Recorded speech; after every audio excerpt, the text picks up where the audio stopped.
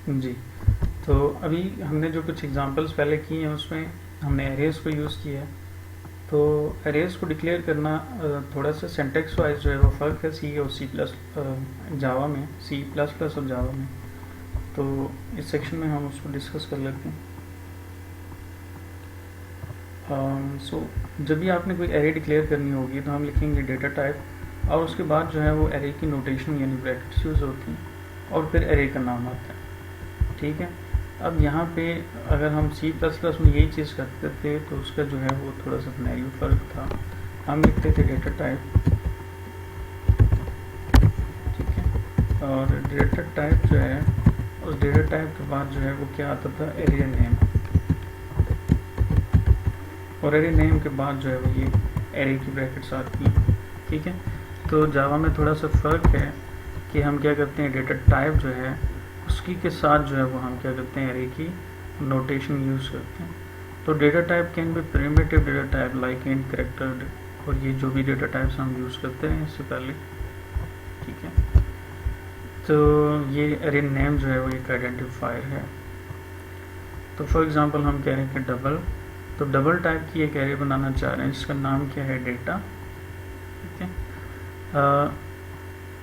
अब यहाँ पे साइज़ हमने अभी तक डिक्लेयर नहीं किया तो मैं अभी आपको बताता हूँ कि जावा में जब भी हमने एरे बनानी हो या जब भी हमने कोई रेफरेंस वेरिएबल डिक्लेयर करना हो तो हम न्यू के साथ करते हैं, डायनामिक क्रिएट करते हैं। तो हमने क्या किया कि ये सिर्फ हमने डिक्लेयर किया कि ये एक एरे होगी और उस एरे का जो साइज़ है वो हमेशा इस तरह से हम बताते हैं, यानी अगेन ये डेटा जो है ये एक रेफरेंस वेरिएबल है और जो ऑब्जेक्ट या जो एरे बन रही है वो यहाँ बन रही है न्यू के साथ। न्यू ये बता रहा है कि मुझे मेमोरी रिक्वायर्ड है, किस टाइप की मेमोरी रिक्वायर्ड है, मुझे डबल टाइप की मेमोरी चाहिए और कितनी मेमोरी चाहिए, मुझे साइज 10 मेमोरी चाहिए। तो operating system is responsible to create memory of size 10 and of type double. So वो जो भी मेमोरी होगी उसका रेफरेंस जो है यानी मेमोरी एड्रेस जो है वो डबल के डाटा में आके सेव हो जाए, बिकॉज ये रेफरेंस वेरिएबल। ठीक है, दोबारा देखें, फॉर एग्जांपल मैंने एक एज के एरे बना दी हो तो मैं सबसे पहले क्या करूँगा, एक इस तरह से रेफरेंस वेरिएबल बनाऊँगा और उस रेफरेंस वेरिएबल को फिर न्यू करके मैं असाइन करूँगा वैल्यूज़। यानी अभी तक मैंने वैल्यू असाइन नहीं की, मैंने सिर्फ ये बताया कि मुझे ऑफ साइज 5 इंटीजर टाइप की मेमोरी चाहिए और वो जो मेमोरी थी वो मैंने इस एरे के अंदर क्या कर ली, रेफर कर दी इसको। ठीक हो गया।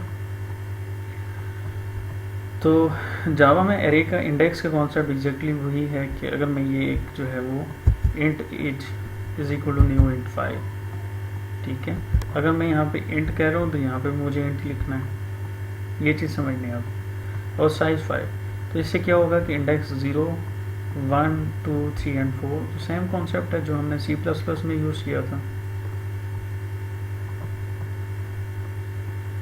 सो हम स्टार्ट करते हैं ages of index 0, ages of index 1 and so on. ठीक हो गया। तो ये हमने एक एरे बनाई। अब अगर मैं ये कहूँ कि ये जो मैंने एरे डिक्लेयर की है ऑफ साइज 5, तो इंडेक्स 0 की वैल्यू 1, 2 एंड 3 एंड 4, तो यहाँ तक तो जस्ट मैंने एरे को डिक्लेयर किया था, मैंने उसमें वैल्यूज तो अभी तक रखी नहीं। तो अगर मैं इसको प्रिंट करूँ तो मेरे पास जो रिजल्ट आएगा वो क्या होगा, 0, 0, 0, 0। C++ में ऐसा नहीं होता।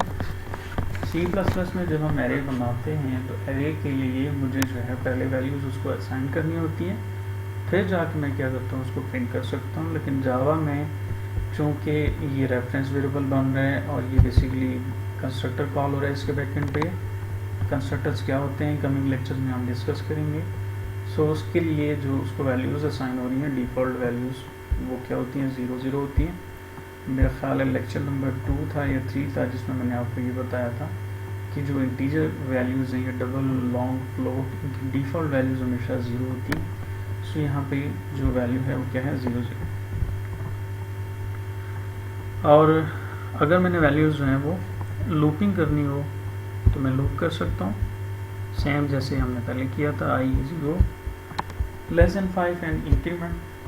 तो 0 की वैल्यू 1, 2 एंड 3, तो सेम अगर यहाँ आउटपुट की बात करें तो अगेन जो है वो 0, 0 ही आएगा। पहली वैल्यू पे 0, दूसरी वैल्यू पे 0, तीसरी वैल्यू पे 0 एंड सो ऑन। ठीक हो गया। अगर इनिशलाइज करनी हो एरे तो वो कैसे करते हैं? एक तो तरीका ये है कि अगर आपने फिक्स वैल्यू असाइन करनी हो तो आप जो है वो एक एरे बनाए इक्वल करके उसको इस तरह से वैल्यूज असाइन कर लें। ठीक है, ये तो हमने फिक्स कर दी। अगर मैं फिक्स करूँगा तो पहली वैल्यू है 12, दूसरी 4 एंड सो ऑन। यहाँ पे मैंने कुछ वैल्यूज असाइन किए और उन वैल्यूज़ को मैंने प्रिंट किया। एलिमेंट एट इंडेक्स प्लस आई, ये प्लस जो है वो कंकैटिनेशन के लिए है और ये आई प्लस आई की वैल्यू है और फिर से प्लस जो है वो कंकैटिनेशन के लिए है। तो हम कह रहे हैं कि element at index i is initially 0, then edge of i. तो एज ऑफ आई की वैल्यू क्या है? वो है 12। सो जो आउटपुट इसमें आएगी वो है element at index 0 is 12, at 1 is 12, 4, 2 is 5 and 3 is 2 and 5, 4 is 5। ठीक है, और इसी तरह से अगर जो है वो मैंने वैल्यूज़ को अगर एक्सेस करना हो तो इंडेक्स 0 की वैल्यू हमने कहा 12, 1, 2, 3 एंड 4 की वैल्यूज़ है वो यहाँ हमने प्रिंट कर ली। और अगर इसी तरह से जो है वो एरे की वैल्यूज़ को अगर एक्सेस करना हो, यानी अगर आप चाह रहे हैं कि चेंज करें तो ये भी किया जा सकता है। लाइक अगर मैं ये कह रहा हूँ कि इंडेक्स 2 की वैल्यू है 14, इंडेक्स 0 की वैल्यू मैंने 34 असाइन कर दी।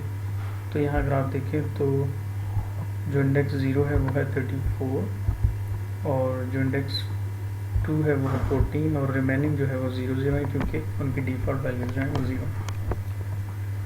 इसी तरह से यहाँ पे हम ये कह रहे हैं कि एक एरे है और हम सम करना चाह रहे हैं। ये जो एरे है ये इंटीजर टाइप की एरे है और हमने उनको सम कर दिया, नंबर के साथ इस वैल्यू को सम किया। और इसी तरह से जो लेंथ है वो हमने यहाँ गेट कर ली। एवरेज फाइंड कर रहे हैं तो हमने क्या किया कि जो सम है वो जो कि इंटीजर टाइप की वैल्यू थी तो उसको डबल में डबल में उसको कन्वर्ट किया और जो एरे की लेंथ है उसको डिवाइड कर दिया। सो सम जो है वो ये एक वैल्यू है और उसकी जो एवरेज है वो निकल आएगी। तो यहाँ अगर आउटपुट देखें तो सम जो है वो 36 है और एवरेज जो है वो क्या आ जाएगी 3.6।